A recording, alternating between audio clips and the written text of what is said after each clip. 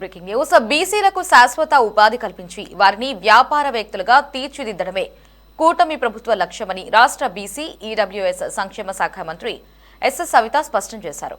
ఇందుకోసం ఆదరణ 3.0 పథకాన్ని అమలు చేస్తున్నట్లు ఆమె తెలిపారు.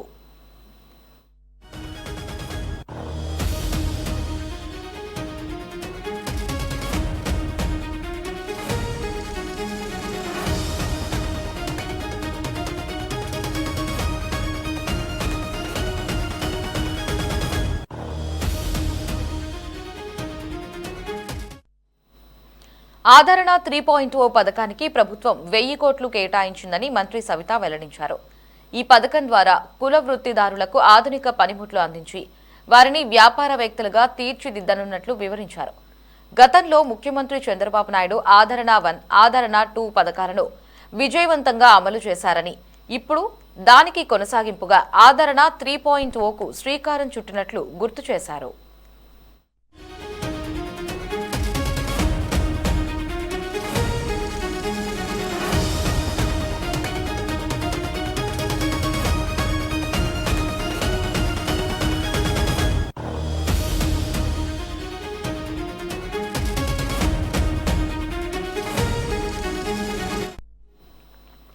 ఈ పథకంలో లబ్ధిదారులకు వృత్తి నైపుణ్యం పెంచేందుకు ప్రత్యేక శిక్షణ ఇస్తామన్నారు. వ్యక్తిగతంగా లేదా గ్రూపులుగా యూనిట్లు ఏర్పాటు చేసుకునే అవకాశం కల్పిస్తామని తెలిపారు. ఈ యూనిట్ల ద్వారా లబ్ధిదారులకు నెలకు 10,000 నుంచి 50,000 వరకు ఆదాయం వచ్చేలా చూడాలన్నది ప్రభుత్వ లక్ష్యమన్నారు. ఆదరణ ఉత్పత్తులకు ప్రభుత్వమే మార్కెటింగ్ సౌకర్యం కల్పిస్తుందని ఆమె హామీ ఇచ్చారు.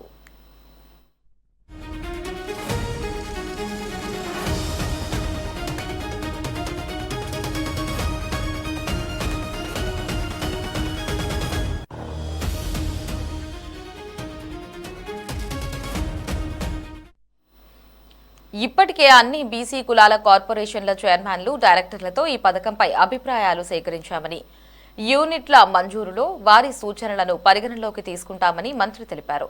ఈ సమావేశంలో బీసీ సంక్షేమ శాఖ కార్యదర్శి ఎస్ సత్యనారాయణ, పలువురు అధికారులు, బీసీ కార్పొరేషన్ల చైర్మన్లు పాల్గొన్నారు.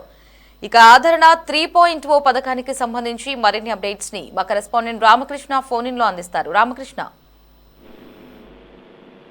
ఆంధ్రప్రదేశ్ లో బీసీ వర్గాలకు శాశ్వత ఉపాధి అవకాశాలు కల్పించేందుకు కూటమి ప్రభుత్వం మరో కీలక కార్యక్రమానికి శ్రీకారం చుడతా ఉంది. ఆదరణ 3.0 పేరుతో అమలు చేయబోయే ఈ పథకం ద్వారా సాంప్రదాయ కుల వృత్తులను ఆధునీకరించి బీసీలను ఆర్థికంగా బలపరచడమే లక్ష్యంగా ప్రభుత్వం ముందుకు సాగుతోంది. ఈ విషయాన్ని రాష్ట్ర బీసీ ఈడబ్ల్యూఎస్ సంక్షేమ చేనేత జౌళి శాఖ మంత్రి సవిత వెల్లడించారు. నిన్న జరిగినటువంటి సమీక్షా సమావేశంలో ఇదే అంశాన్ని కీలకంగా ప్రస్తావించడం జరిగింది.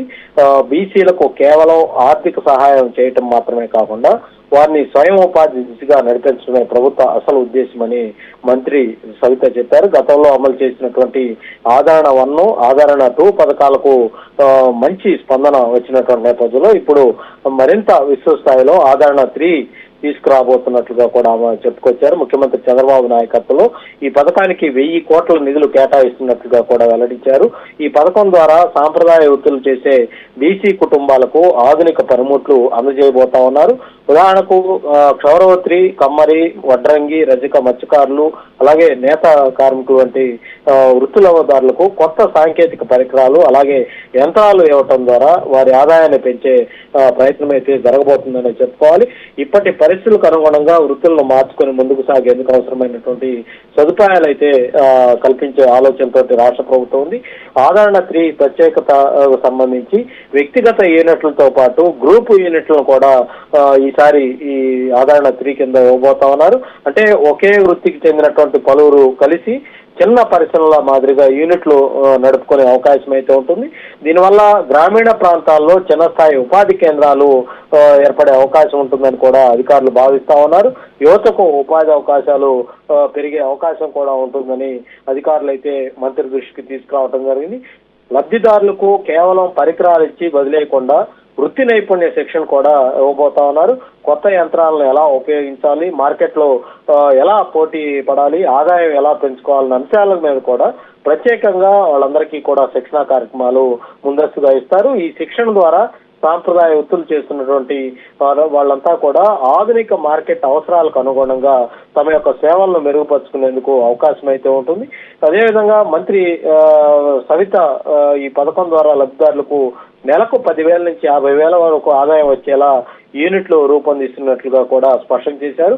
చిన్న వృత్తులను కూడా లాభదాయకమైనటువంటి వ్యాపారులుగా మార్చే దిశగా ప్రభుత్వం అయితే చర్యలు తీసుకుంటుందని, బీసీల్లో ఉన్నటువంటి నైపుణ్యాన్ని గుర్తించి దానికి సాంకేతికతను జోడిస్తే మంచి ఫలితాలు వస్తాయని కూడా మంత్రి సవిత అభిప్రాయం వ్యక్తం చేశారు. మార్కెట్ సమస్యలు లేకుండా ప్రభుత్వం ప్రత్యేక చర్యలు తీసుకోబోతుందని కూడా ఆమె స్పష్టం చేయడం జరిగింది. ఆదరణ పథకం కింద తయారయ్యే ఉత్పత్తులకు మార్కెటింగ్ కల్పించే బాధ్యతను కూడా ప్రభుత్వమే తీసుకోబోతుందని, దీనివల్ల ఉత్పత్తులు అమ్ముడవుతాయా లేదా అన్నటువంటి భయం కూడా లేకుండా లబ్ధిదారులు తమ యొక్క పని మీద దృష్టి పెట్టే అవకాశం ఉంటుందని కూడా మంత్రి స్పష్టం చేయడం జరిగింది. ప్రభుత్వమే ఈ సహకారంతో పూర్తి స్థాయిలో ఉత్పత్తులకు బ్రాండింగ్ అలాగే మార్కెటింగ్ అవకాశాలు కూడా కల్పించే దిశగా ఆలోచిస్తున్నట్లు మంత్రి సవిత అయితే స్పష్టం చేశారు. ఇప్పటికే వివిధ బీసీ కార్పొరేషన్ల చైర్మన్లు డైరెక్టర్లతో కూడా సమావేశాలు కూడా నిర్వహించి వాళ్ళ యొక్క అభిప్రాయాలు కూడా ప్రభుత్వం తీసుకుంది. ఏ వర్గానికి ఎలాంటి యూనిట్లు ఉపయోగపడతాయి, ఏ పరికరాలు అవసరం, ఎలా అమలు చేస్తే మంచి ఫలితాలు వస్తాయనే అంశాల మీద కూడా ప్రస్తుతం అయితే చర్చలు అయితే కొనసాగుతా ఉన్నాయి. అందరి సూచనల ఆధారంగానే ఈ యూనిట్ల మంజూరు అనేది చేయాలన్నటువంటి ఆలోచనతో రాష్ట్ర ప్రభుత్వం ఉంది. ఇది మొత్తానికి చూసుకున్నట్లయితే ఆదరణ 3 ద్వారా బీసీ వర్గాల సాంప్రదాయ వృత్తులకు కొత్తదనాన్ని తీసుకురావాలన్నటువంటి ఆలోచనతోటి ప్రభుత్వం ఒక లక్ష్యంగా పెట్టుకొని అయితే ముందుకు వెళ్తా ఉంది. Lahari. Right Ramakrishna, thanks for the updates.